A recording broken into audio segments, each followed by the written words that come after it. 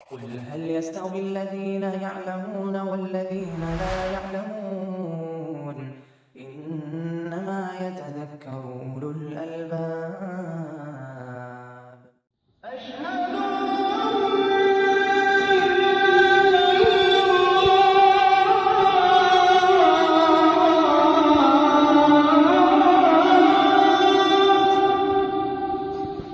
بسم الله والحمد لله والصلاة والسلام على رسول الله وعلى آله وأصحابه ومن اهتدى بهداه أما بعد فعن عائشة رضي الله عنها أن النبي صلى الله عليه وسلم اقتحل في رمضان وهو صائم رواه ابن ماجه بإسناد ضعيف قال الترمذي لا يصح فيه شيء. عائشہ رضی اللہ عنہ سے روایت ہے کہ نبی صلی اللہ علیہ وسلم نے رمضان میں سرما لگایا، درا حالے کہ آپ روزے سے تھے، یعنی روزے کی حالت میں آپ نے سرما لگایا. گویا سرما لگانا روزے کی حالت میں جائز ہے اور اس سے روزے پر کوئی منفی اثر نہیں پڑتا، روزہ نہیں ٹوٹتا. اس حدیث کو ابن ماجہ نے روایت کیا ہے ضعیف سند سے، چنانچہ امام ترمذی کا قول نقل کیا ہے حافظ ابن حجر رحمۃ اللہ علیہ نے، قال الترمذی رحمہ اللہ لا یصح فیہ شیء، اس باب میں کوئی حدیث صحیح نہیں، نہ سرما لگانے کی اور نہ سرما سے باز آنے کی، نہ جواز کی دلیل ہے نہ عدم جواز کی دلیل ہے. ابن ماجہ کی جو روایت حضرت عائشہ سے ہے یہ ابن ماجہ کے مفردات میں سے ہے، یعنی کتب ستہ میں سے کسی نے بھی اس حدیث کو روایت نہیں کیا ہے سوائے ابن ماجہ کی. اور عام طریقے سے ابن ماجہ کی جو روایتیں ہوتی ہیں جس میں وہ تفرد اختیار کرتے ہیں، جن کو آپ کہہ سکتے ہیں افراد ابن ماجہ، وہ حدیثیں جن کو بیان کرنے میں ابن ماجہ متفرد ہے، تنہا ہے، اکثر وہ حدیثیں ضعیف ہوتی ہیں. اس کی سند میں ایک راوی ہے سعید بن عبد الجبار الزبیدی الحمصی، حمص کے رہنے والے تھے، وہ ضعیف ہے. امام ابن المدینی نے کہا لم یکن بشیء، اس کی کوئی حیثیت نہیں. اور امام مسلم نے کہا کہ متروک الحدیث. اور اس کا شاگرد بقیہ ابن الولید یہ بھی متکلم فی راوی ہے. اہل علم کی بقیہ کے سلسلے میں جو رائے ہیں اس میں معتبر رائے یہ ہے کہ بقیہ ابن الولید اگر ثقہ اور معروف شخص سے روایت کرے اور سماعت کی صراحت کرے تو بقیہ کی حدیث قابل حجت ہوگی، ورنہ نہیں، کیونکہ یہ مدلس راوی تھے اور بدترین درجے کا تدلیس التسویہ کیا کرتے تھے. تو اگر یہ آدمی ثقہ معروف شخص سے روایت کرے، سماعت کی صراحت کرے، تب تو معتبر آدمی ہے، اس کی روایت حجت ہوگی. لیکن اگر ضعیف سے روایت کرے تو یہ بھی ضعیف ہوگا اور اس کا شیخ تو ضعیف ہوگا ہی. تو یہاں سعید بن عبد الجبار الزبیدی جیسا کہ آپ نے سنا بے وقت آدمی حدیث کی دنیا میں، اور امام مسلم کے قول کے مطابق متروک الحدیث ہے، اور اس سے روایت کر رہے ہیں بقیہ ابن الولید، لہذا یہ حدیث کسی بھی اعتبار سے قابل حجت نہیں ہے. اور ایک عام بات آپ کو بتائی کہ جو ابن ماجہ کی افراد ہے، یعنی جس کو بیان کرنے میں ابن ماجہ متفرد ہے، اکثر وہ حدیثیں ضعیف ہوتی ہیں. امام ترمذی چنانچہ اسی وجہ سے امام ترمذی کہتے ہیں کہ اس باب میں کوئی حدیث ثابت نہیں ہے. تو جب کوئی حدیث ثابت نہ ہو تو اصل یہ ہے کہ روزہ باقی رہے گا جب تک کہ روزے کے فاسد ہونے پر کوئی صحیح واضح دلیل موجود نہ ہو، اس وقت تک روزہ آدمی کا صحیح ہوگا. اللہ ہے کہ روزے کو اگر کوئی چیز توڑ رہی ہے تو اس کے لیے صحیح دلیل ہونی چاہیے، جو یہاں مفقود ہے. امام محمد رحمۃ اللہ علیہ نے کہا ہے کہ حالت روزہ میں بحالت روزہ سرما لگانا روزے کو فاسد کر دیتا ہے.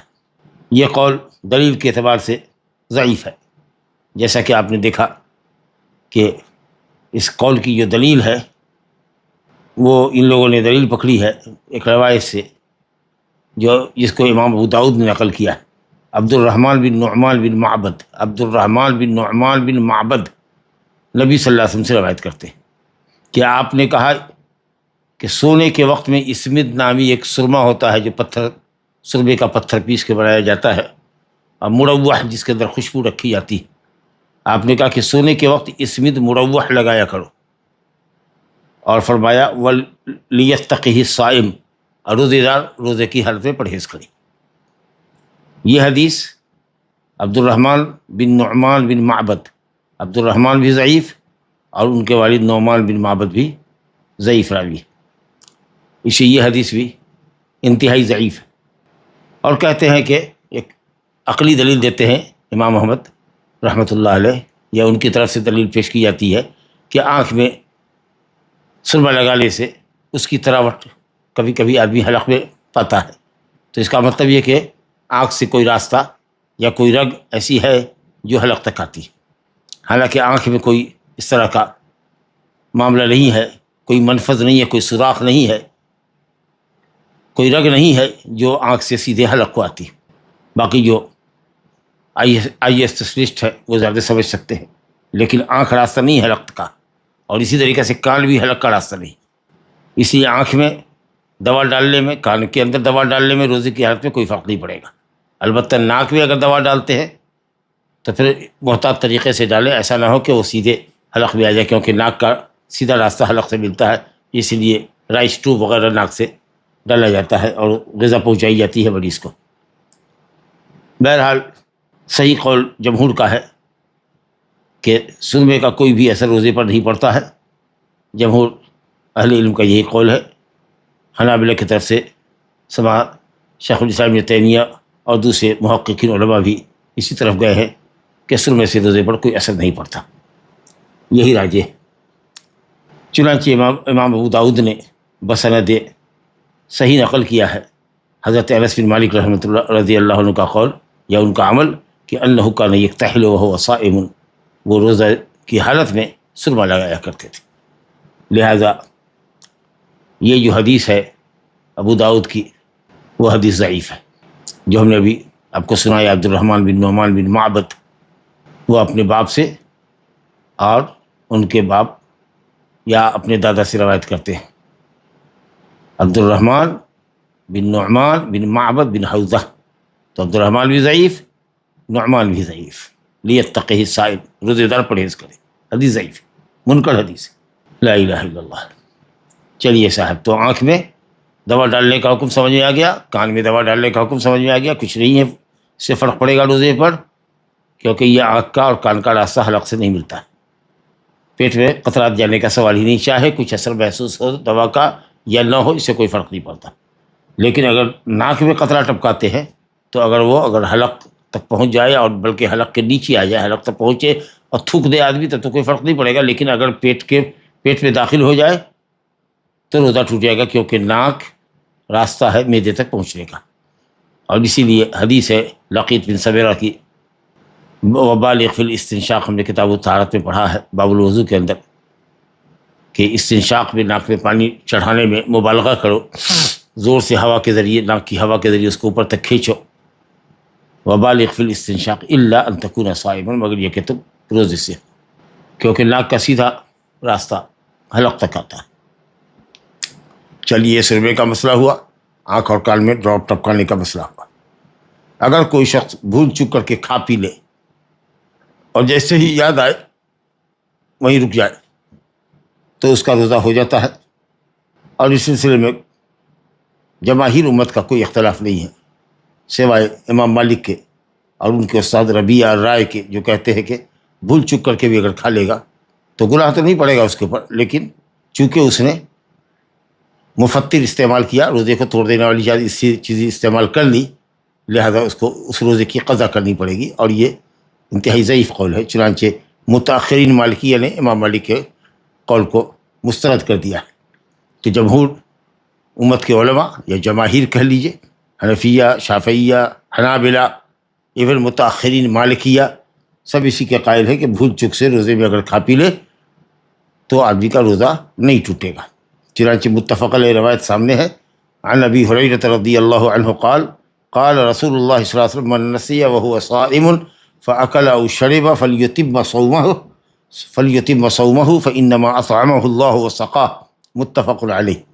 وللحاکم من افطر فی رمضان ناسیا فلا قضاء علیہ ولا کفارۃ وہو صحیح۔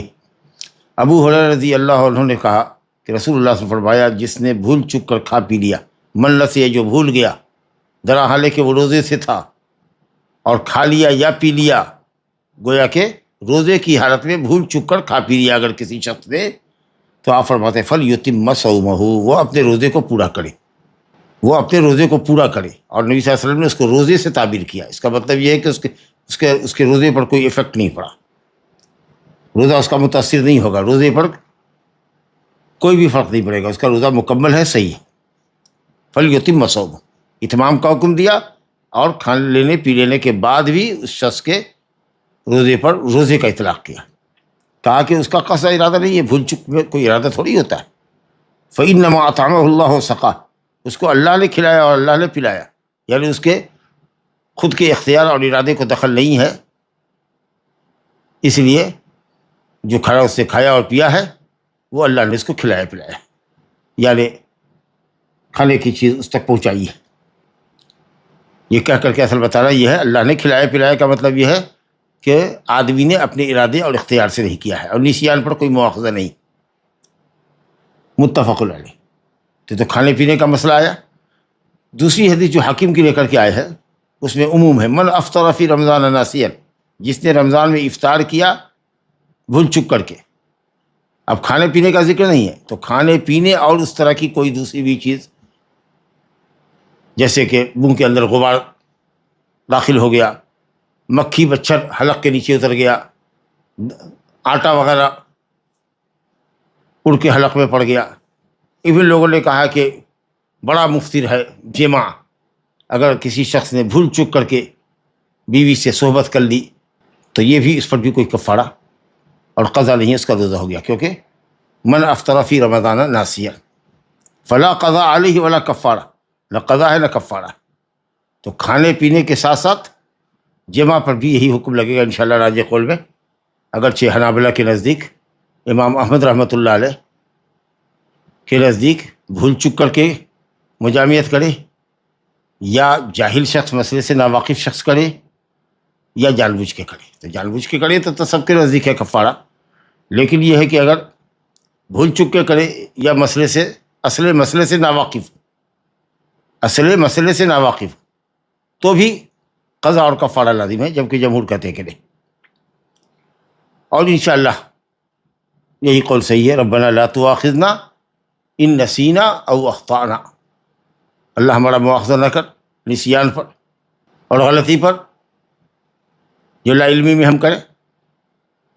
تو حدیث ہے مسلم شریف کی کہ اللہ نے کہا قد فعلت، چلو میں نے مانا، یا اللہ نے کہا قال اللہ تعالیٰ نعم، ٹھیک ہے، ہاں منظور ہے، تمہاری یہ دعا قبول کرتا ہوں۔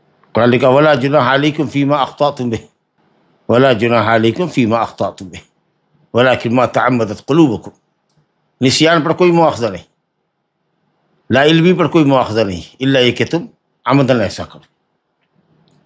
تو انشاءاللہ راجح قول یہ ہے کہ اگر مجامعت بھول چک کر کے ہو جاتی ہے تو بھی کفارہ نہیں ہے، قضا نہیں ہے، روزہ باقی رہے گا، البتہ غسل واجب ہوگا، روزہ باقی رہے گا، غسل واجب ہوگا۔ لا الہ الا اللہ۔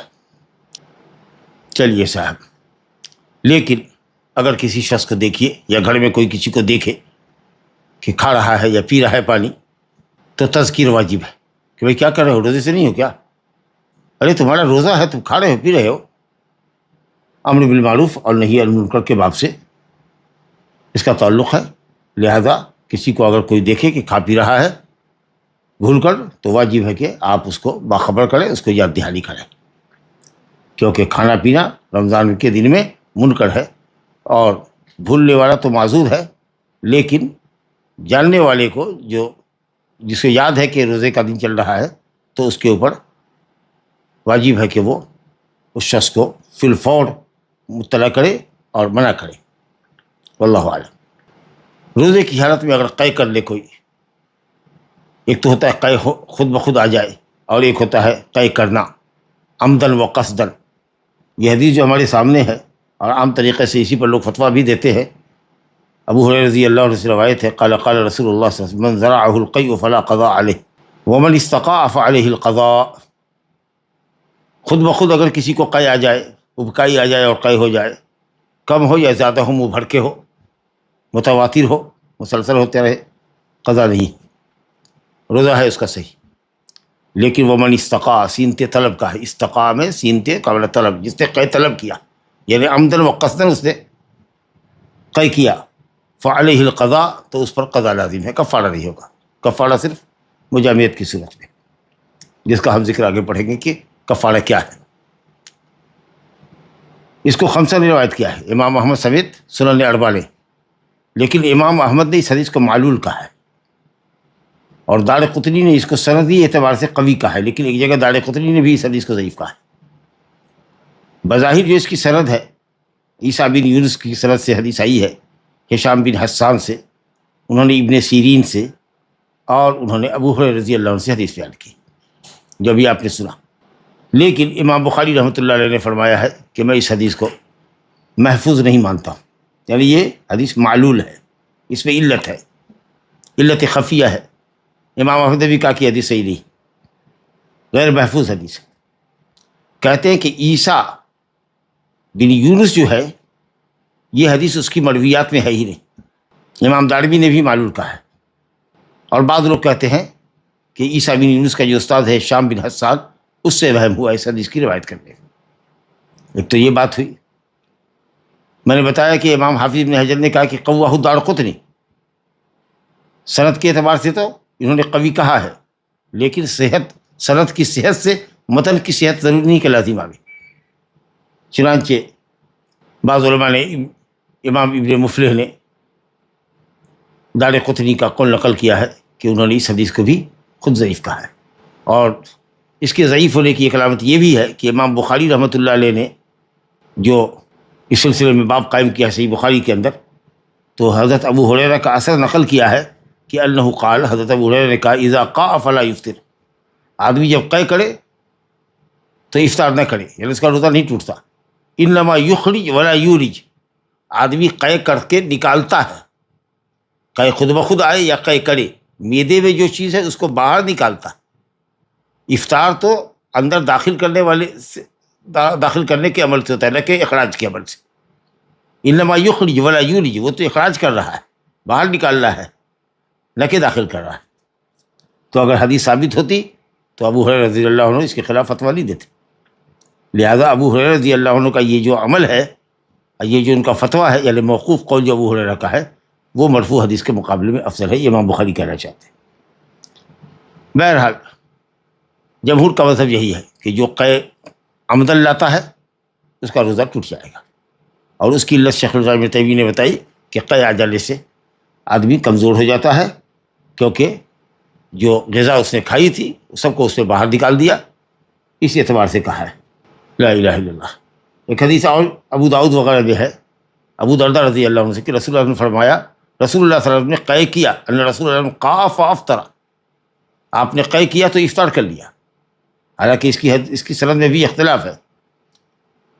امام ابن تیمیہ کے جد امجد عبدالسلام بن تیمیہ، جس کو مجد الدین کہتے ہیں، جو المنتقى ہے ان کی، منتقى الاخبار، جس کی شرح علامہ شوکانی نے نیل الاوطار کے نام سے کی ہے، اس میں حدیث نقل کیا ہے کہ رسول اللہ صلی اللہ علیہ وسلم نے قاء فتوضأ، قے کر کے وضو کیا تھا۔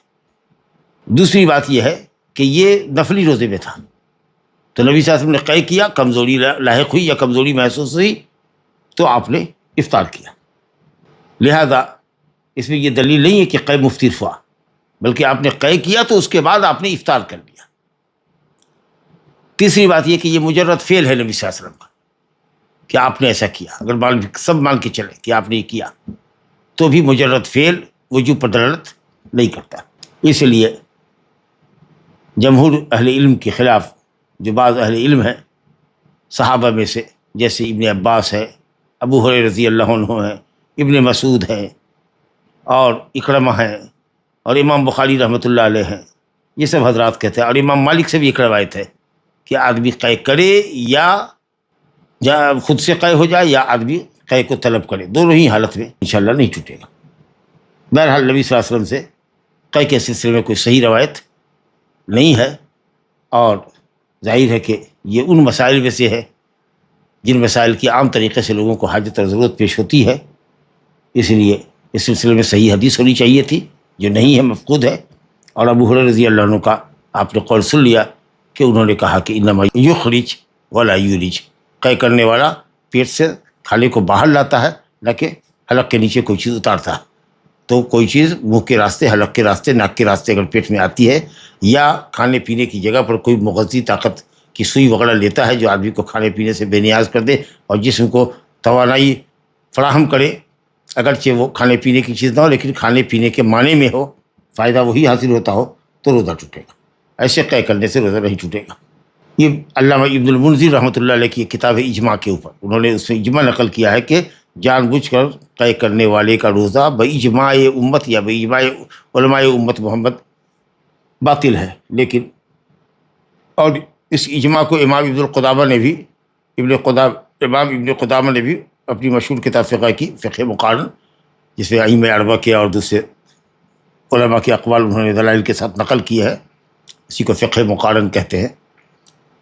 تو اس میں ابن قدامہ نے بلا کسی نقد کے ابن المنذر کا یہ قول نقل کیا ہے۔ حالانکہ ابھی آپ نے سنا کہ صحابہ میں سے، تابعین میں سے اور ائمہ میں سے ایک بڑے محدث، وقت کے بڑے امام بخاری رحمۃ اللہ علیہ بھی قے کو مفطر یا مفطر نہیں مانتے۔ قے کرنے سے، قے ہونے سے یا قے کر لینے سے بھی روزہ نہیں ٹوٹتا ہے، الحمدللہ۔ چلیے صاحب، 2-3 حدیث ہیں، ان کا تعلق سفر میں روزہ رکھنے سے ہے۔ حدیث پڑھتے ہیں۔ جابر بن عبد اللہ رضی اللہ عنہما ان رسول اللہ صلی اللہ علیہ وسلم خرج عام الفتح الى مکہ فی رمضان فصام حتى بلغ قراع الغمیم فصام الناس ثم دعا بقدح من ماء فرفعه حتى نظر الناس اليه ثم شرب فقيل له بعد ذلك ان بعض الناس قد صام قال اولئك العصاة اولئك العصاة وفي لفظ فقيل له ان الناس قد شق عليهم الصيام وانما ينظرون فيما فعلت فدعا بقدح من ماء بعد العصر فشرب، رواه مسلم۔ وعن حمزة بن عمرو الأسلمي أنه قال يا رسول الله أجد بي قوة على الصيام في السفر فهل علي جناح؟ فقال رسول الله هي رخصة من الله فمن أخذ بها فحسن ومن أحب أن يصوم فلا جناح عليه، رواه مسلم۔ وأصله في المتفق عليه من حديث عائشة أن حمزة بن عمرو سأل۔ ابھی دیکھیے حدیث کا ترجمہ پہلے کرتے ہیں۔ جابر بن عبداللہ رضی اللہ عنہ سے روایت ہے کہ رسول اللہ صلی اللہ علیہ وسلم فتح مکہ کے سال نکلے، فتح مکہ کے لیے رمضان کے اندر نکلے اور روزہ رکھ کے نکلے اور روزہ رہے سفر میں، حتیٰ بلغ قراع الغمیم، جب آپ مقام قراع غمیم پر پہنچے، ایک جگہ کا نام ہے وادی عصفان کے پاس، مشہور وادی ہے، کہتے ہیں کہ کچھ ہی کلومیٹر، تقریباً 64 کلومیٹر یہ مکے سے فاصلے پڑا۔ مکہ سے پہلے مدینے کے راستے میں مکہ سے 64 کلومیٹر کی 64 کلومیٹر کی دوری پر یہ جگہ واقع ہے۔ فصام الناس، سب لوگ روزے سے تھے۔ پھر آپ نے پانی کا پیالہ منگوایا اور اس کو اٹھا کر کے آپ نے، کہ لوگ دیکھیں، دور نزدیک سے سب دیکھ لیں، حتیٰ نظر الناس الیہ، یہاں تک کہ تمام لوگوں نے آپ کو دیکھا، پھر آپ نے پی لیا۔ آپ سے کہا گیا اس کے بعد کہ بعض لوگ اب بھی روزے سے ہیں، جبکہ آپ نے اعلان کر دیا تھا کہ سب روزہ توڑ دیں، پھر بھی کچھ لوگوں کو اصرار تھا کہ نہیں، وہ روزہ پورا ہی کر لیں، عصر کا بعد بھی ہو چکا تھا تو اب کچھ زیادہ وقت بچا بھی نہیں تھا۔ تو آپ نے فرمایا اولئک العصاة اولئک العصاة، یہ لوگ نافرمان ہیں، یہ لوگ نافرمان ہیں۔ ایک دوسرا حدیث مسلم کی ہے، مسلم کی ایک دوسری روایت کے اندر یہ آیا ہے کہ آپ سے یہ کہا گیا تھا اسی سفر میں کہ لوگوں پر روزہ بہت پرمشقت ہو رہا ہے، لوگوں کے لیے روزہ پورا کرنا بہت ہی پرمشقت عمل ہے، لوگ آپ کے فعل کا انتظار کر رہے ہیں کہ آپ کیا کر رہے ہیں، آپ کیا فیصلہ لیتے ہیں۔ آپ نے کہا ٹھیک ہے، عصر کا بعد ہو چکا تھا، آپ نے پانی منگوایا اور پی لیا۔ تو لوگوں کی مشقت کہ جب شکایت آپ کے پاس پہنچی اور لوگ نبی صلی اللہ علیہ وسلم کے عمل کا انتظار کر رہے تھے، تو آپ نے امت پر شفقت اور رحمت فرماتے ہوئے آپ نے اپنا روزہ توڑا اور سارے لوگوں کو روزہ توڑنے کا حکم دیا۔ لیکن کچھ لوگ قائم رہے کہ نہیں، اب دن کا بڑا حصہ گزر ہی چکا ہے، چند گھنٹے، 2-3 گھنٹے، 2-2.5 گھنٹے بچے ہیں، اس لیے ہم روزہ پورا کر لیں۔ تو آپ نے خفگی کا اظہار کیا اور کہا کہ اولئک العصاة اولئک العصاة۔ صورتحال دیکھتے رہیے۔ اب آئیے صاحب، اس تو آپ نے سمجھا کہ اس میں سفر میں نبی صلی اللہ علیہ وسلم نے روزہ رکھا، اور آپ نے جن لوگوں کو اوساط کہا وہ لوگ تھے جن کو آپ نے روزہ توڑنے کا حکم دیا تھا، لیکن وہ مصر رہے۔ اس کا مطلب یہ ہے کہ انہوں نے حکم ماننے سے ایک طرح سے عملی طور پر انکار کر دیا تھا، اس لیے آپ نے یہ سخت لفظ استعمال کیا کہ نافرمان ہے کہ انہوں نے ہماری اطاعت نہیں کی، ہماری بات نہیں مانی۔ تو اگر اس طرح کی صورتحال ہو کہ لوگ مشقت سے گزر رہے ہوں اور قافلے کا سردار امیر قافلہ یہ کہہ رہا ہے کہ صاحب مصلحت روزہ توڑ دو، ویسے بھی دشمن سے ملاقات ہماری اب قریب ہے تو اب قوت اور توانائی ہونی چاہیے، اور پھر بھی کوئی اگر اصرار کرتا ہے اور مشقت برداشت کرتے ہوئے بھی روزہ رکھتا ہے تو ایسا آدمی واقعی گنہگار ہے۔ اس نقطے کو سامنے رکھیے، آگے حدیث دیکھیے۔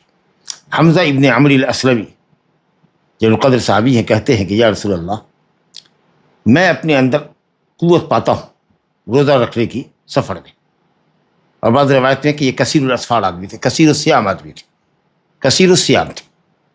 تو یہ لفظ کثیر الصیام جو ہے یہ بتا رہا ہے کہ نفلی روزہ تھا، لیکن اس میں جو ایک لفظ آیا ہے کہ رخصت ہے، یہ رخصت من اللہ، رخصت تو واجب سے ہوتی ہے، کوئی چیز رخصت کی چیز واجب ہے، واجب سے رخصت دی جاتی ہے، تو یہ رخصت کا جو لفظ آیا ہے یہ بتا رہا ہے کہ یہ رمضان کا روزہ تھا۔ بہرحال حمزہ ابن عمرو الاسلمی رضی اللہ عنہ نے کہا یا رسول اللہ، میں اپنے اندر سفر کی حالت میں بھی روزہ رکھنے پر قوت پاتا ہوں، اپنے اندر قوت پاتا ہوں، میرے لیے سفر میں روزہ رکھنا کوئی مسئلہ نہیں ہے۔ فہل علیہ جناح، تو کیا مجھ پر کوئی حرج ہے، مجھ پر کوئی گناہ ہے کہ سفر میں روزہ رکھوں؟ تو آپ نے فرمایا ہی رخصت من اللہ، مسافر کے لیے روزہ افطار کرنے کی رخصت ہے، جو کوئی اس رخصت پر عمل کرے فحسن، تو اچھا ہے، لیکن جو کوئی روزہ رکھنا پسند کرے فلا جناح علیہ، تو اس پر کوئی حرج نہیں ہے، کوئی گناہ نہیں ہے، یعنی روزہ رکھ سکتا ہے، لیکن اگر اللہ کی رخصت کو قبول کر کے افطار کر لے اگرچہ مشقت نہ ہو تو یہ بہتر ہے۔ یہ رخصت من اللہ، یہ اس شخص کو کہہ رہا ہے جو کہہ رہا ہے کہ روزہ رکھنے پر میں سفر میں بھی قادر ہوتا ہوں، مجھ پر کوئی مشقت نہیں ہوتی، پھر بھی آپ یہ کہہ رہے ہیں کہ اللہ کی رخصت ہے، اللہ کو پسند ہے کہ اس کی رخصتوں پر بھی عمل کیا جائے، ویسے ہی جیسے کہ اللہ کو پسند ہے کہ اس کی عزیمت پر عمل کیا جائے۔ اصل واجب اور اصل فرض عزیمت ہے، اور کسی مشقت کی وجہ سے جو اللہ تعالیٰ کی طرف سے آسانی آتی ہے اس کو رخصت کہتے ہیں۔ تو کہا جو کوئی رخصت پر عمل کرے فحسن، اچھا ہے، اور جو کوئی روزہ رکھنا پسند کرے تو کوئی حرج نہیں۔ رواہ مسلم۔ کہتے ہیں حافظ ابن حجر رحمۃ اللہ کہ وَأَصْلُهُ فِي الْمُتَّفَقِ عَلَيْهِ مِنْ حدیث عائشہ، اصل یہ ہے کہ یہ حدیث حضرت عائشہ رضی اللہ عنہا سے متفق علیہ ہے۔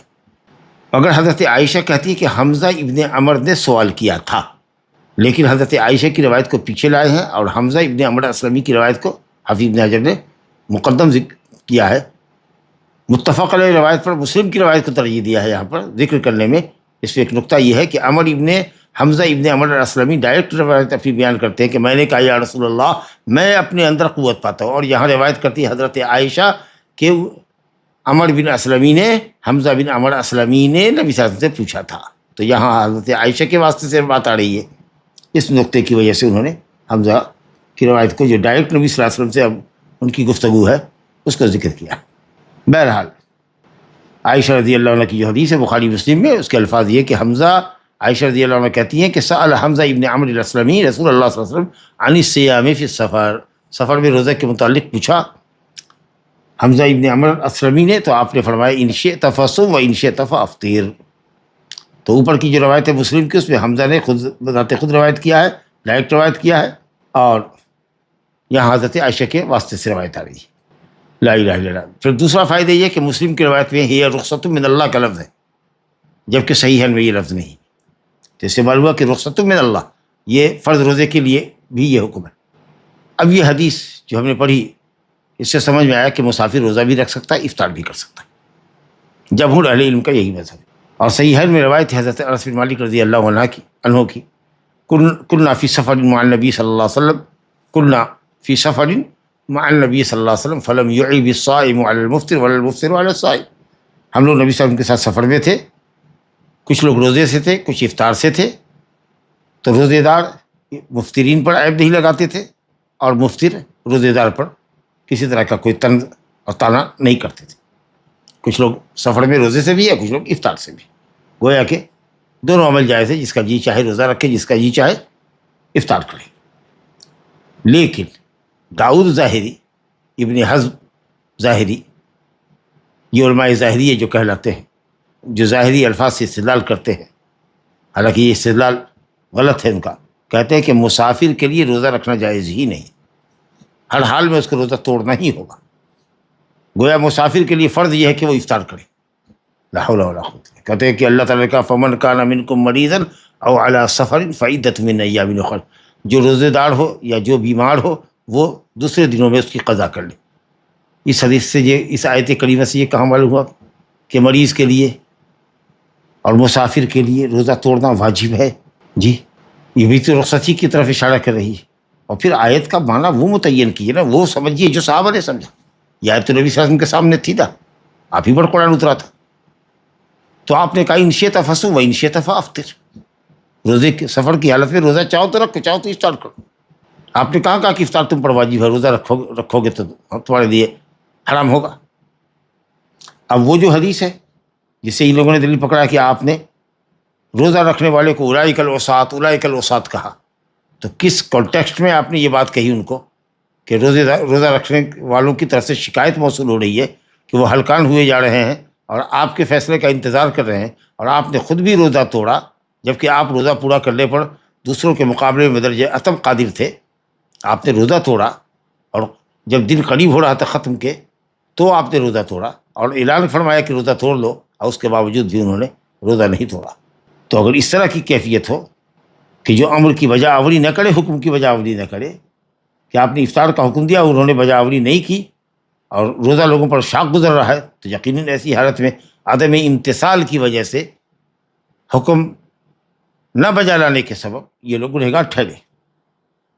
اور وہ جو حدیث ہے ان لیس من البر الصوم فی السفر، یہ جو بخاری مسلم کی روایت ہے، اس کے اندر بھی یہی ہے کہ ایک شخص بے ہوش ہو گیا روزے کی حالت میں سفر میں، اور لوگوں نے وہاں پر لوگوں کی ایک بھیڑ جمع ہو گئی تھی، وقد ظلل علیہ، اس کے اوپر لوگوں نے کپڑا پھیلا کر کے سایہ کر رکھا تھا۔ کہا کیا ہوا کیا ہوا؟ کہا کہ روزے سے تھا، بے ہوش ہو گیا، فٹ کھا گیا۔ تو آپ نے کہا کہ اس طرح کی مشقت کے ساتھ روزہ رکھنا یہ کون سی بھلائی اور نیکی ہے؟ لیس من البر الصیام فی السفر، ایسے لوگوں کے لیے سفر میں روزہ رکھنا کوئی بھلائی نہیں ہے، بلکہ ایسے لوگوں کے لیے ضروری ہے کہ وہ روزہ توڑیں اور اللہ کی رخصت پر عمل کریں۔ تو آپ زیادہ سے زیادہ یہ کہہ سکتے ہیں کہ جس کے لیے روزہ پر مشقت ہو اس کے لیے روزہ توڑنا ضروری ہے، نہ یہ کہ آپ کہیں کہ جو روزہ توڑے گا اس کا روزہ ہی نہیں ہوگا۔ ایک شخص ہے وہ کہہ رہا ہے کہ ہمارے لیے آسان ہے، یا ہمارے لیے روزہ رکھنا اور روزہ توڑنا دونوں بڑا بڑی ہے، کوئی بڑا مسئلہ نہیں۔ تو آپ یہ کہہ دیجیے کہ ٹھیک ہے، اس کے اختیار پر چھوڑ دیں۔ لہٰذا ظاہریہ کا قول بالکل غلط ہے، کمزور ہے، اور بہت سی حدیثوں سے جو دلالت کرتی ہیں کہ روزہ میں آدمی سفر کی حالت میں، روزہ دار سفر کی حالت میں روزہ رکھ بھی سکتا ہے اور روزہ توڑ بھی سکتا ہے، اس کی مخالفت ہے۔ اب جمہور اہل علم کے درمیان خود آپس میں اختلاف ہے کہ کیا افضل ہے۔ تو مالکیہ، حنفیہ، مالکیہ، شافعیہ یہ سب کہتے ہیں کہ اگر مشقت نہ ہو تو رمضان کے مبارک ایام کا لحاظ کر کے اور اپنی ذمہ داری سے عہدہ بڑا ہونے کے لیے، سوگدوش ہونے کے لیے بہتر یہ ہے کہ آدمی روزہ رکھ لے اگر مشقت نہیں ہے تو، کیونکہ رمضان کے مبارک ایام چل رہے ہیں اور ساری دنیا، مسلمانوں کی جو ساری دنیا ہے وہ روزہ رکھے ہوئی ہے، تو جب سارے لوگ روزہ رکھتے ہیں تو روزہ رکھنا ہر کسی کے لیے آسان ہو جاتا ہے، لیکن بعد میں قضا عام طریقے سے ہم لوگ جانتے ہیں کہ مشکل ہوتی ہے۔ یہ ان لوگوں کی تھیوری ہے کہ اگر مشقت نہیں ہو تو ٹھیک ہے۔ اور امام محمد رحمۃ اللہ علیہ کہتے ہیں کہ افطار افضل ہے، چاہے مشقت ہو یا نہ، کیونکہ وہی ان اللہ یحب ان تؤتى رخصه کما یحب ان تؤتى عزائمه، جس طریقے سے اللہ تعالیٰ کو اصل واجب پر عمل کرنا پسند ہے بندوں کی طرف سے، اسی طریقے سے رخصت پر بھی عمل کرنا اللہ کو پسند ہے۔ اور یہ جو حدیث ہم نے پڑھی ہے حمزہ بن عمر الاسلمی والی، کہ آپ نے فرمائی ہے رخصت من اللہ، افطار کرنا رخصت ہے اللہ کی طرف سے مسافر کے لیے، مریض کے لیے۔ فمن اخذ بها فحسن، تو جو رخصت پر عمل کرے گا اس نے اچھا کیا۔ یہ بتا رہا ہے کہ افطار افضل ہے، اور جو کوئی روزہ رکھنا چاہے تو کوئی حرج نہیں۔ اور ایک تیسرا قول ہے جو ہم سمجھتے ہیں کہ یہ شاید بہتر ہو کہ صاحب چھوڑ دیجئے مسافر پر، اس کے حق میں کیا آسان ہے جو اس کے لیے آسان ہو، اپنے لیے مسافر جو جس چیز کو آسان سمجھے، روزے کو اگر آسان سمجھ رہا ہے تو یہی اس کے حق میں افضل ہے، اگر افطار اس کو اب بہتر سمجھ رہا ہے اور آسان ہے اس کے لیے تو وہ افطار بھی کر لے، اس کے اوپر چھوڑ دیجیے کہ جو زیادہ آسان ہو وہ افضل ہے۔ اگر افطار آسان ہو تو افطار افضل، روزہ آسان ہو تو روزہ افضل۔ اور یہ قول عمر بن عبدالعزیز، علامہ مجاہد، قتادہ، ابن المنذر اور دوسرے لوگوں کا قول ہے۔ ہم سمجھتے ہیں کہ اس قول پر عمل کرنے کے نتیجے میں جیسا کہ اہل علم نے کہا ہے کہ تمام دلیلوں پر عمل ہو جاتا ہے۔ بس سفر ہے علت، مشقت اپنی مشقت کی بات نہیں ہے، لیکن دلیلوں کی روشنی میں یہ بات حنفیہ نے بھی کہی، اور قصر رخصت پر عمل کرنے کی افضلیت کی دلیلوں کے پیش نظر حنابلہ نے سفر میں روزہ توڑنے کو، افطار کو افضل قرار دیا۔ اور کچھ لوگ کہتے ہیں کہ چونکہ دلائل دونوں طرف ہیں اس لیے مسافر کی مرضی پہ چھوڑ دیجیے اس کو۔ اب کچھ لوگ کہتے ہیں ہوائی جہاز کا سفر ہے، اے سی میں ہے، گاڑی سے سفر کرنا ہے، اے سی آفس میں بیٹھ رہا ہے، کچھ نہیں، یہ سب کوئی علت نہیں ہے۔ اگر اے سی میں بھی سفر کر رہا ہو کوئی، بالکل ہی مشقت نہ ہو، لیکن چونکہ علت سفر ہے تو اگر وہ چاہے کہ بہت آرام سے جا رہا ہے اس کے باوجود بھی اگر وہ افطار کرتا ہے تو کوئی حرج کی بات نہیں ہے انشاءاللہ۔ افضلیت کا اختلاف جو آپ کے سامنے بیان کیا گیا۔ ابن عباس رضی اللہ عنہ کی روایت ہمارے سامنے، جن کا قول ہے، شاید یا تو انہوں نے نبی صلی اللہ علیہ وسلم سے دریافت کیا ہوگا، جیسے کہ لفظ رخصہ بتا رہا ہے کہ رخصت دی گئی ہے، تو رخصت کون دیتا ہے شریعت میں؟ اللہ اور اس کا رسول۔ یا پھر یہ ہے کہ انہوں نے آیت کریمہ سے استنباط کیا ہوگا، وہ آیت ہے وَعَلَى الَّذِينَ يُطِيقُونَهُ فِدْيَةُ طَعَامُ مِسْكِين۔ جو لوگ روزے کی طاقت بھی رکھتے ہیں، ابتدائے فرضیت صیام میں یہ آیت اتری تھی کہ جو لوگ روزے کی طاقت بھی رکھتے ہیں تو ان کو اختیار ہے کہ چاہے تو وہ روزہ رکھے، چاہے تو ایک مسکین کو کھانا کھلاتے، جس کو جمہور کہتے ہیں کہ یہ منسوخ ہے، کہ اللہ نے آگے فرمایا ہے فمن شہد منکم الشہر فلیصم۔ اب کوئی رمضان کا روزہ پاتا ہے تو اس کو روزہ ہی رکھنا ہوگا، الا ایک مریض اور مسافر۔ ابن عباس رضی اللہ عنہ نے اس کو کہا کہ منسوخ نہیں ہے بلکہ یہ مخصوص ہے۔ مخصوص کس کے لیے؟ کبیر السن، مرد اور عورت کے لیے۔ اور اسی پر قیاس کر لیجیے اس بیمار کو جو دائم المریض ہو اور روزہ رکھنے پر قادر نہیں، یا مرد اور عورت عمر کی اس منزل میں ہو جہاں روزہ رکھنا ان کے لیے پرمشقت عمل ہو، ایسا لگے کہ گلے میں توق پڑی ہوئی ہے اور گلا دب رہا ہے، یعنی ہلکان ہو جاتا ہے آدمی روزہ رکھ کے، تو اس کے لیے حکم ہے، اب بھی موجود ہے۔ جمہور بھی کہتے ہیں کہ اب بھی موجود ہے۔ عمل ابن عباس کے اس قول پر تمام لوگوں کا ہے، بس یہ لفظی جھگڑا ہے میرے خیال سے کہ یہ منسوخ ہے یا مخصوص ہے، کیونکہ قدیم اصطلاح میں لوگ مخصوص کو بھی منسوخ کہہ دیتے تھے۔ تو اب سب صحت مند کے لیے، مقیم کے لیے روزہ فرض ہے، مگر مسافر اور مریض کہ وہ چاہے تو قضا کرے، افطار کر لے بعد میں قضا کرے، اور سخت یا کبیر السن مرد اور عورت ہے یا دائم المریض ہے، کبھی صحت یاب ہونے کی توقع نہیں ہے اور روزہ رکھنے پر قادر نہیں ہے، تو ایسے شخص کے لیے ابن عباس رضی اللہ عنہ کہتے ہیں کہ بڑے بوڑھے کے لیے رخصت دی گئی ہے کہ وہ افطار کر لے اور ہر روزے کے بدلے میں ایک مسکین کو قضا کھانا دے دے، ولا قضا علیہ، اس پر کوئی قضا نہیں۔ ایک دم تمام لوگوں کا یہی فتویٰ ہے۔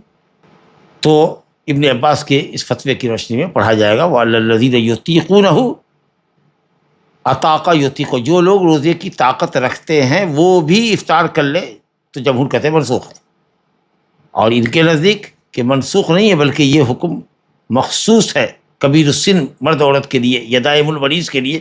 وہ کہتے ہیں وَعَلَى الَّذِينَ يُطَيِّقُونَهُ أي يُطَوَّقُونَهُ، جو لوگ روزے کو طوق سمجھتے ہیں، یعنی پرمشقت عمل ہے، جیسے کہ کوئی چیز ان کے گلے میں پڑی ہوئی ہو، گلے کا پھانس، اور گلے کو دبا رہی، گلے کی نسوں کو دبا رہی ہے، تو ایسے کے لیے یہ حکم اپنی جگہ موجود ہے۔ چلیے الحمدللہ، نے جیسا کہ کہا کہ لفظی جھگڑا ہے، جمہور بھی یہ فتویٰ دیتے ہیں اور ابن عباس بھی یہی کہتے ہیں، تو اس سے کوئی فرق کی بات نہیں ہے۔ تو انہوں نے استنباط کیا ہوگا لا یکلف اللہ نفسا الا وسعہا سے، کہ ظاہر ہے کہ بوڑھا مرد عورت ہے وہ اس کے پاس طاقت ہی نہیں ہے روزہ رکھنے کی اور بعد میں قضا کرنے کی، تو وہ اس کے لیے یہ رخصت ہے اپنی جگہ پر۔ اور ابن المنذر نے، ابن حزم وغیرہ نے اس پر مسئلے پر اجماع نقل کیا کہ یہ حکم بوڑھے مرد بوڑھی عورت کے لیے یا دائم المریض لوگوں کے لیے ہے۔ تو خلاصہ یہ کہ ابن عباس کی رائے پر یہ آیت منسوخ نہیں ہے، محکم ہے، البتہ یہ آیت ان لوگوں کے حق میں ہے جو کہ روزہ رکھنے پر قادر نہیں ہیں. اور دوسرے جو لوگ ہیں جمہور علماء وہ کہتے ہیں کہ آیت منسوخ ہے. فمن شہد منکم الشہر فلیصم. یہ اول فرضیت میں تھا کہ جو چاہے افطار کرے، جو چاہے روزہ رکھے. البتہ افطار اگر کرنے والا افطار کرنا چاہتا ہے، افطار کو ہی پسند کرتا ہے، تو ایک مسکین کو کھانا کھلا دے. پھر یہ منسوخ ہو گیا. لا الہ الا اللہ. لیکن بہرحال بالکل یہ حکم منسوخ نہیں ہے. جو نسخ ہے وہ اصل میں یہاں پر تخصیص کے لیے کہ تمام افراد میں سے ایک فرد کو، یعنی ایک قسم کے لوگوں کو جو بوڑھے مرد اور عورت ہیں، روزہ رکھنے پر قادر نہیں ہے، اس کے لیے اس آیت کو خاص کر دیا گیا. لہٰذا آپ منسوخ کہیے کہ یہ مخصوص کہیے، دونوں ایک ہی معنی میں. تو بوڑھے مریض آدمی کو اختیار ہے کہ اگر وہ روزہ رکھنے پر قادر ہے تو روزہ رکھے، اور نہیں تو ایک مسکین کو کھانا کھلاتے. اب کھانے کی مقدار کتنی ہوگی؟ آدھا سا. اور سا کے وزن میں اختلاف ہے، جیسا کہ ہم پہلے پڑھ چکے ہیں. کسی نے 2.25 کلو کہا، کسی نے 2.5 کلو کہا، کسی نے 3.25 کلو کہا. لیکن سب سے جو قول بڑا فتویٰ ہے اس مسئلے میں، سب سے زیادہ مقدار جو ہے وہ سماعت الشیخ بن باز رحمۃ اللہ علیہ ان کے وقت کی، ان کے کبار حیات کبار علماء کا فتویٰ تھا، ان کی ٹیم کے یا اکثر لوگوں کا فتویٰ تھا کہ 3 کلو ہے. تو 1.5 کلو جو خوراک آپ کھاتے ہیں وہ دیجیے. یا پھر یہ ہے کہ اگر 29 یا 30 روزہ آپ کا باقی ہے مہینے کا حساب سے کہ رمضان کتنے دنوں کا ہوا، تو اتنے 29 یا 30 مسکینوں کے لیے کھانا تیار کر لیجیے جو معیار کھانے کا آپ کے یہاں ہے، اور 30 مسکینوں کو بلا لیجیے اور ایک ہی دن میں بیٹھا کر کے سب کو بھر پیٹ کھلا دیجیے. آپ کے پورے رمضان کے روزے کا فدیہ ہو گیا. چلیے صاحب، یہ ایک حدیث ہے جو اس باب کی 27ویں حدیث ہے. ابو ہریرہ رضی اللہ عنہ سے روایت ہے، اور اس کا موضوع ہے رمضان کے دن میں بیوی سے قصداً مجامعت کرنا. ابو ہریرہ رضی اللہ عنہ سے روایت ہے، کہتے ہیں جاء رجل الى النبی صلی اللہ علیہ وسلم فقال حلقت یا رسول اللہ. قال وما اهلكك؟ قال وقعت على امرأتي في رمضان. فقال هل تجد ما تعتق رقبة؟ قال لا. قال فهل تستطيع أن تصوم شهرين متتابعين؟ قال لا. قال فهل تجد ما تطعم 60 مسكينا؟ قال لا. ثم جلس فأتي النبي صلى الله عليه وسلم بعرق فيه تمر فقال تصدق بهذا. فقال أعلى أفقر منا فما بين لابتيها أهل بيت أحوج إليه منا. وضحك النبي صلى الله عليه وسلم حتى بدت أنيابه ثم قال اذهب فأطعمه أهلك. رواه السبعة. احمد سمیت تمام کتب ستہ. 7 احمد، بخاری، مسلم، ابو داؤد، ترمذی، نسائی، ابن ماجہ. واللفظ لمسلم، مسلم کا لفظ ہے. ماشاء اللہ. اس حدیث کو زہری سے بہت لوگوں نے روایت کیا. علامہ ابن القیم نے کہا کہ 40 سے زائد لوگوں نے اس حدیث کو روایت کیا. اور یہ حدیث بہت فوائد پر مشتمل ہے، کثیر الفوائد ہے. بعض اہل علم نے ایک رسالہ لکھا ہے اس کے پر، اور سینکڑوں مسائل. بلکہ حافظ عراقی رحمۃ اللہ علیہ کے تعلق سے ہے کہ انہوں نے 1001 مسئلہ اس حدیث سے اخذ کیا. اللہ کیسی فقاہت تھی لوگوں کی. لا الہ الا اللہ. کہتے ہیں ایک شخص آیا اور اس نے یہ کہا، کثیر الشہوت آدمی تھا. رمضان کی رات میں تو بیوی اللہ نے حلال ہی کی، لیکن اس کے باوجود بھی رات میں ہم بستر ہونے کے باوجود بھی اپنے نفس پر کنٹرول نہیں کر سکا. یہ شخص آیا، کہا یا رسول اللہ ہلک تو میں ہلاک ہو گیا، ایسے گناہ میں پڑ گیا جو میرے لیے ہلاکت کا باعث ہے. کہا کیا ہوا؟ تو آپ نے سنا نا کہ وقعت اہلی فی رمضان. وقعت اہلی فی رمضان. کیا ہلاک ہو؟ کس چیز نے تم کو ہلاک کیا؟ اور ایک روایت میں حضرت عائشہ رضی اللہ عنہ کی روایت ہے کہ اس نے کہا احترقت، میں جل گیا. کہا کیا ہوا؟ وما احرقک وما اہلکک، کس چیز نے تم کو ہلاک کیا اور جلا دیا؟ کہا کہ میں اپنی بیوی پر رمضان میں واقع ہو گیا. تو آپ نے فرمایا کہ کیا کوئی گردن پاتے ہو جس کو آزاد کرو گے؟ کفارے میں گردن آزاد کرنی؟ کہا نہیں. کہا تو 2 مہینہ لگاتار روزہ رکھنے کی طاقت ہے، ایک دن بھی روزہ چھوٹنا نہیں چاہیے. جب سے بھی شروع کرو، رمضان کے بعد جب سے شروع کرو، پہلے دن پہلی شوال کو تو عید کا دن ہے، روزہ حرام ہے، اس کے بعد شروع کرو یا 10 دن کے بعد شروع کرو. لیکن جب سے شروع کرو گے 2 مہینہ کنٹینیو کرنا ہے. بیچ میں بلا عذر کے اگر کوئی روزہ چھوٹا ہے، مسافر ہو، مریض ہو تو اور بات ہے. بلا عذر کے اگر ایک روزہ چھوٹ گیا، پورا رکھا ہوا روزہ کینسل ہو جائے گا، پھر سے شروع کرنا پڑے گا. کہا نہیں، بعض روایت میں ہے کہ اگر میں روزہ ہی رکھنے پر قادر ہوتا تو رمضان کے فرض روزے میں مجھ سے یہی عمل ہوتا، ظاہر بات ہے۔ لا الہ الا اللہ۔ تو کہا کہ کیا تمہارے پاس استطاعت ہے کہ 60 مسکین کو کھانا کھلاؤ؟ 60 مسکین ہونا چاہیے، ایک مسکین کو 60 دن نہیں، 60 مسکین، 60% ہونے چاہیے، 60 آدمی ہونے چاہیے۔ کہا نہیں یا رسول اللہ۔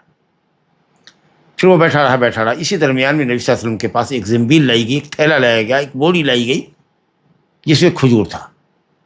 بعض روایت میں ہے کہ اس میں 15 سا کے برابر رہا ہوگا۔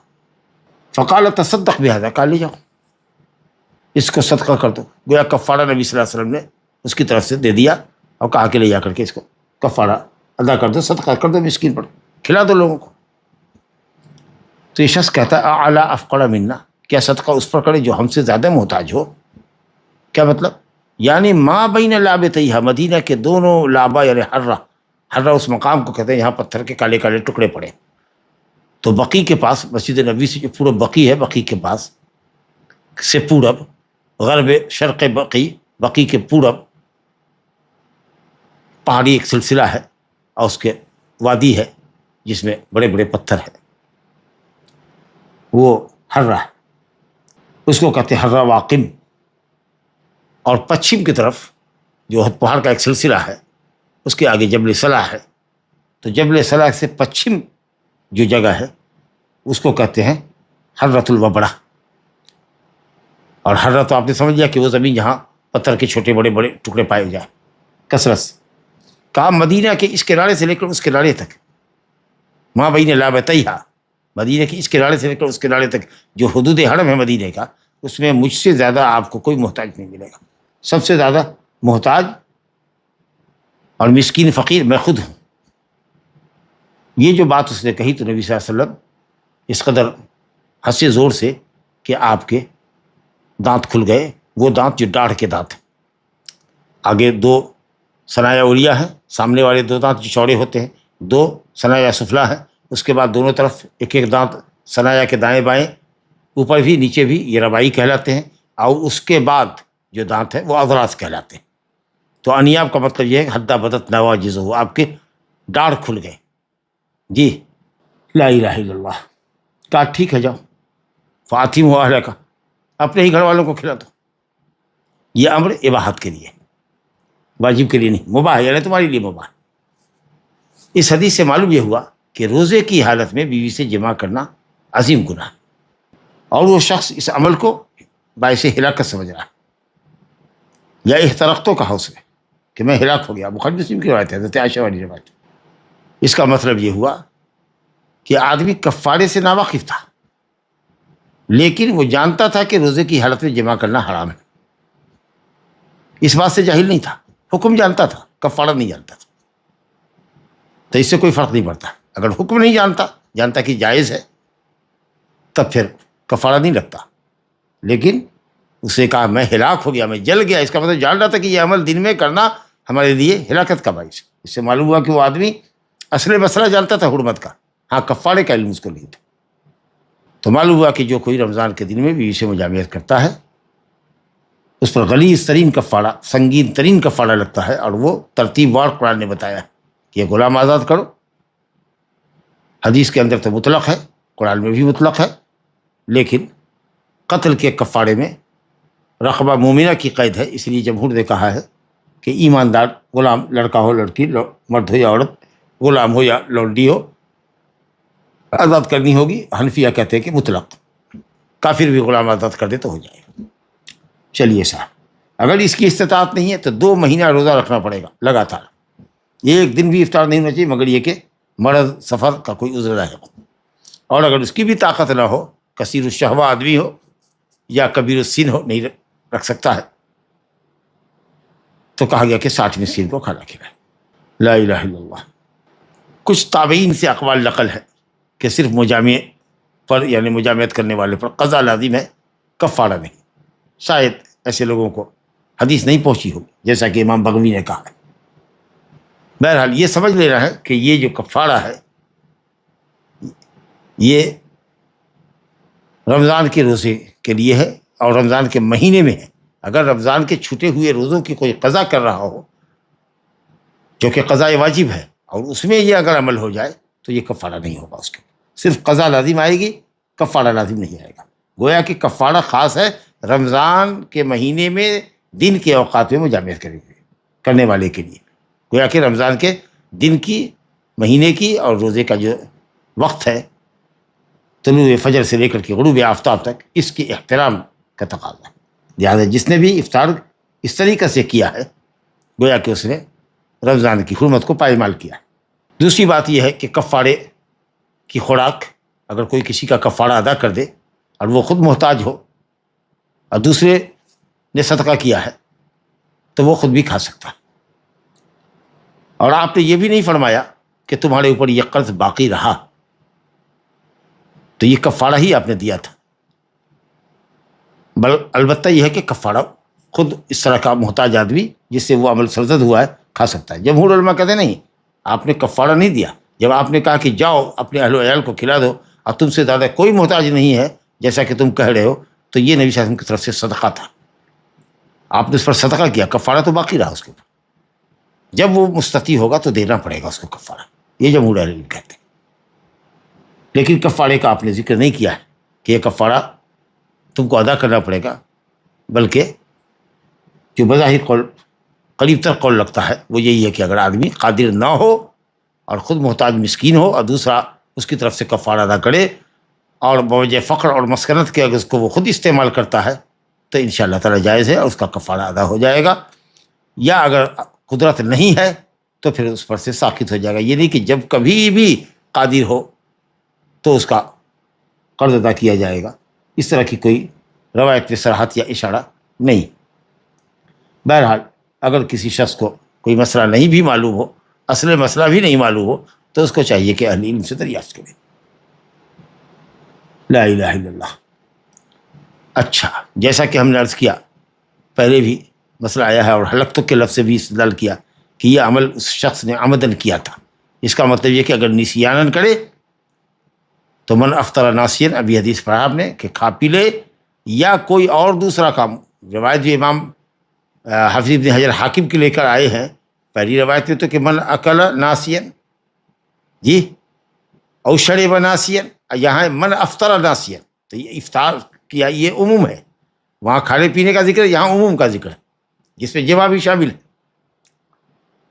تو ناسی اور جاہل اگر مجامعت کرتا ہے تو کہا کہ امام بخاری رحمۃ اللہ علیہ نے بھی نقل کیا اپنی صحیح میں حسن بصری کا قول اور مجاہد رحمۃ اللہ علیہ کا قول کہ اگر کوئی ناسین بھول چک سے اگر جمع کرتا ہے تو اس پر کچھ بھی نہیں، نہ قضا ہے نہ کفارہ، انشاءاللہ۔ راجح قول یہی ہے سوائے حنابلہ کے جو کہتے ہیں کہ نہیں صاحب، نہ جاہل بخشا جائے گا نہ ناسی بخشا جائے گا، جیسے متعمد پر قضا اور کفارہ ہے اسی طریقے سے اس کے اوپر بھی لگے گا۔ لا الہ الا اللہ۔ لیکن انشاءاللہ تعالی جمہور کا قول صحیح۔ اب عورت پر کفارہ ہے کہ نہیں ہے، تو کچھ لوگوں نے کہا کہ نہیں عورت پر کفارہ نہیں، کہاں اس کا ذکر ہوا ہے، حدیث میں تو کچھ نہیں ہے جو بتا رہا ہے کہ عورت پر کفارہ لازم ہے۔ لیکن سوچئے کفارہ مرد پر کیوں لازم ہے؟ اس نے جمع کیا، رمضان کی حرمت پامال کی، سنگین عمل کیا، اور اس کی بیوی بھی یہ جانتے ہوئے، بھول چکے نہیں ہے، جانتے ہوئے کہ رمضان کے روزے سے اس نے شوہر کی اطاعت کی، مان لیا، اس کی بات مان لی، اب مجامعت میں اس نے اس کا ساتھ دیا، تو بتائیے کہ جرم اس نے کیا کہ نہیں کیا، اور اس نے رمضان کی حرمت کو پامال کیا کہ نہیں کیا؟ اگر وہ انکار کرتی اور شوہر اس کو مجبور کر دیتا، مارتا پیٹتا یا اس کو طلاق کی دھمکی دیتا، اور ایسی صورت میں وہ خود کو مجبور پاتی، مکڑا ہوتی، وہ اجبار مجبرہ ہوتی، جس پر جبر و اکراہ کیا گیا، تو اس پر کفارہ نہیں ہوگا، روزے کی قضا صرف لازم آئے گی۔ لیکن مسئلے کو جانتے ہوئے بھی اس نے، افطار کی حرمت کو جانتے ہوئے بھی اس نے اس کا ساتھ دیا، گویا کہ دونوں نے ہی حرمت صوم کو یا صوم کے احترام کو پائمال کیا ہے، لہذا دونوں پر کفارہ واجب ہوگا۔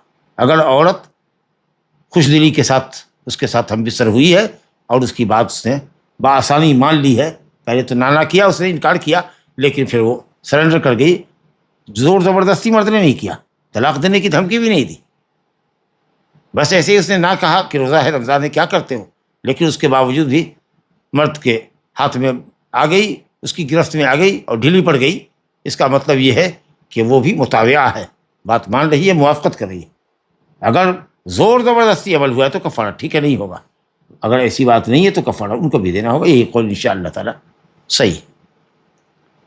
چلیے صاحب، تو جس دن میں جمع واقع ہوا، ایک مرتبہ ہو یا ایک سے زیادہ مرتبہ ہو، کفارہ ایک ہی لگے گا، اور قضا بھی اس دن کی کرنی پڑے گی۔ قضا تو اس لیے ہوگی کہ آپ نے اس دن کا روزہ توڑا، اور یہ تو کفارہ ہے 2 مہینہ۔ لا الہ الا اللہ۔ اور اگر متعدد دنوں کے اندر یہ عمل ہوا ہے عمدن، تو پھر وہ متعدد کفارے ہوں گے۔ لا الہ الا اللہ۔ چلیے صاحب، اب اسی پر اکتفا کرتے ہیں، چند حدیثیں رہ گئی انشاءاللہ تعالیٰ، اس کے بعد باب صوم التطوع آئے گا، نفلی روزے کا بیان آئے گا، اس سے قبل چند حدیثیں رہ گئی ہیں جن کو انشاءاللہ ہم اگلے درس میں مکمل کریں گے۔ ھذا وباللہ التوفیق، وصلی اللہ علی نبینا محمد وعلی آلہ وصحبہ اجمعین۔ اگر ہم مثلا سعودی میں رہتے جہاں پر 29 روزے ہم پورے کر انڈیا آ جائے، تو پھر یہاں پر بھی 29 روزہ ہی رہے گا اور اسی طرح ایک روزہ بڑھ جائے گا، تو اس کا کیا حکم ہے؟ جی، آپ کو روزہ رکھنا پڑے گا۔ اگر کوئی شخص کسی ملک سے آیا ہے، پہلے ایک دن روزہ اس نے شروع کیا ہے اور اپنے ملک لوٹا ہے، اور لوگ یہاں پر 28 کا ہی روزہ رکھ رہے ہیں، تو اس کو یہاں کے لوگوں کے ساتھ روزہ رکھنا ہے۔ جی، فطرکم یوم تفطرون وصومکم یوم تصومون۔ اسی دن افطار کرو جس دن سب افطار کرے، جس دن سب روزہ رکھے اس دن تم روزہ رکھو۔ حدیث گزر چکی ہے، پہلے ہی درس میں یہ مسئلہ آیا تھا، لہٰذا مکمل آپ کو کرنا پڑے گا یہاں کے حساب سے۔ اگر 30 روزے آپ جہاں سے آئے ہیں وہاں ہوا تو یہاں آپ کی 31 ہو جائے گی، کوئی فرق نہیں پڑتا، اللہ تعالیٰ آپ کو 1 روزے زائد کا ثواب دے گا۔ اور اگر ہندوستان سے آپ گئے اور باہر جب گئے سعودی عرب گئے تو وہاں 29 کا روزہ ہے، اور ہندوستان کے حساب سے آپ کا 28 ہی روزہ پورا ہے، تب تو آپ کو پورا کر لینا ہوگا۔ لیکن اگر سعودی عرب میں 29 کا روزہ ہے، 29 کا روزہ ہے، اور آپ کا وہاں 30 کا بن رہا ہے، تو آپ کا 30 کا ہو جائے گا۔ 28 کا اگر ہو رہا ہے تو 1 روزہ آپ کو قضا کرنی ہوگی۔ تو اگر آپ کا 30 ہو رہا ہے، سعودی عرب والوں کا 29 ہو رہا ہے، تب تو ٹھیک ہے، کمپلیٹ ہے۔ آپ کا سعودی عرب والوں کا 30 ہو رہا ہے اور آپ ہندوستان لوٹ کے آئے ہیں تو آپ کا 31 ہو رہا ہے، تو بھی آپ کو 31 روزے کا ثواب ملے گا، کیونکہ 28 سے کم کا مہینہ نہیں ہوتا۔ لیکن آپ 31 کا روزہ رکھیں گے، 31 دن روزہ رکھیں گے، 1 دن کا ثواب آپ کو زیادہ ملے گا انشاءاللہ، وہ آپ کے حق میں نفل ہوگا۔ لیکن آپ کو روزہ رکھنا ہے اس ملک کے حساب سے جہاں لوگوں نے روزہ رکھا ہے، اور آپ کو افطار بھی کرنا ہے وہاں کے حساب سے جہاں لوگوں کی اکثریت، بھاری اکثریت روزے رکھی ہوئی ہے۔ تو میں نے یہ قید اسی لگایا کہ کیونکہ کچھ لوگ ایسے اس وقت ہے موجود ملک کے مختلف حصوں میں جو سعودی عرب کی رویت کے حساب سے روزہ رکھتے ہیں، افطار کرتے ہیں، اس لیے میں نے یہ بات کہی۔ چلیے، روزے کی حالت میں عورت میک اپ کرے، اس کا کیا حکم ہے؟ آپ کردے میں کوئی حال نہیں ہے روزہ رکھنے میں، لیکن اس کا تو کوئی فائدہ بحالت روزہ تو نہیں ہے، کیونکہ اگر میک اپ کے اوپر وہ مرد مائل ہو گیا اور پھر قبلہ اور بوسہ اور چھونا یہ تو جائز ہے، جیسا کہ ہم نے کل عائشہ رضی اللہ عنہ کی حدیث پڑھی تھی کہ نبی صلی اللہ علیہ وسلم کان یقبل وهو صائم ویباشر وهو صائم، لیکن فرمایا کہ وکان املککم لعربہ، اپنی خواہش نفس پر اور اپنے عزم مخصوص کے اوپر وہ سب سے زیادہ کنٹرولنگ پاور رکھتے تھے تم لوگوں کے مقابلے میں۔ تو ویسا نہیں ہو کہ صاحب روزے کی حالت میں میک اپ کرنے کی وجہ سے یہ تحریک شہوت کا ذریعہ بن جائے اور مرد مجامعت تک پہنچ جائے، تو اس لیے بن بابل احتیاط پرہیز کریں تو یہ اچھا ہے۔ روزے میں انجیکشن لینے کا کیا حکم ہے اور کس کنڈیشنز میں لیا جا سکتا ہے؟ دوا وغیرہ کا انجیکشن ہو، علاج کا انجیکشن ہو تو لے سکتے ہیں، اگر اس کو تاخیر کر دیں اس کو بھی مغرب کے بعد کے لیے تو بہتر ہے، لیکن اگر علاج کے لیے ہے، مقوی نہیں ہے اور ضروری ہے لینا، تو آپ روزے کی حالت میں بھی لے سکتے ہیں۔ لیکن اگر تاخیر ممکن ہو اور مرض بڑھتا نہ ہو تو بہتر ہے کہ دن کی حالت میں انجیکشن نہ لے کر کے اس کو افطار کے بعد کے لیے مؤخر کر دیں۔ کیا زکوٰۃ کی رقم کسی کو حج کرنے کے لیے دی جا سکتی ہے؟ جی، دی جا سکتی۔ آپ نے کہا فإن الحج فی سبیل اللہ، حج بھی فی سبیل اللہ کے اندر داخل ہے، اور زکوٰۃ کا ایک مصرف فی سبیل اللہ، لہذا اگر کوئی شخص مشتاق ہو، حج کرنا چاہتا ہو، رغبت شدید ہو اس کو، اور وہ اس کے اخراجات کا متحمل نہیں ہو سکتا ہے، تو آپ زکوٰۃ دے دیجیے، آپ کی زکوٰۃ ادا ہو جائے گی اور اس شخص کا حج ادا ہو جائے گا۔ جو واقعہ بیان کیا گیا، ایک صحابی نے اپنی وائف سے جمع کر لیا تھا روزے میں، اور ان کے پاس صدقے کے لیے یا غلام آزاد کرنے کے لیے کچھ بھی نہیں تھا، تو نبی صلی اللہ علیہ وسلم نے ان کو کچھ کھجور دیے اور کہا کہ تم یہی کھا لو، تو کیا یہ صدقے کا حکم خاص وہی صحابی کے لیے ہے؟ نہیں، لیکن کسی کے لیے بھی حکم خاص نہیں ہے. اب یہ صدقہ کے طور پر دیا تھا کہ کفارہ دیا تھا، یہی تو آپ کو ابھی درس کو غور سے سننا چاہیے تھا کہ جنہوں نے کہا کہ کفارہ دے دیا تو کفارہ دے دیا، اور کفارہ وہ آدمی بھی کھا سکتا ہے جس سے یہ جرم سرزد ہوا ہے، کیونکہ وہ مسکین اور فقیر ہے، اس کا ہو گیا کفارہ ادا. اور جمہور کہتے ہیں کہ نہیں، آپ نے صدقہ دیا تھا لہذا کفارہ اس کے ذمہ باقی رہے گا، جب بھی وہ اس کا مستطیع ہوگا، دینے کا اہل ہوگا، وہ دے گا. لیکن انشاءاللہ تعالیٰ اس کا کفارہ ادا ہو گیا. اور نہیں بھی اگر وہ مستطیع ہے تو اگر جس وقت وہ عمل سرزد ہوا ہے اگر وہ عاجز ہے کفارہ ادا کرنے سے، تو انشاءاللہ تعالیٰ بعد کے لیے کوئی مسئلہ نہیں رہتا جاتا ہے کہ زندگی میں جب بھی ہوگا اس کے اوپر واجب ہوگا، کیونکہ بہرحال وہ ایک عمل ہو چکا اس سے جو ہو چکا. تو ایسی کوئی دلیل نہیں ہے کہ صاحب جس سے یہ استنباط کیا جائے کہ صاحب اس کے اوپر وہ کفارہ زہار کا جو جمع ہے رمضان میں، وہ کفارہ اس کے ذمہ اللہ کے قرض کی حیثیت سے باقی رہے گا.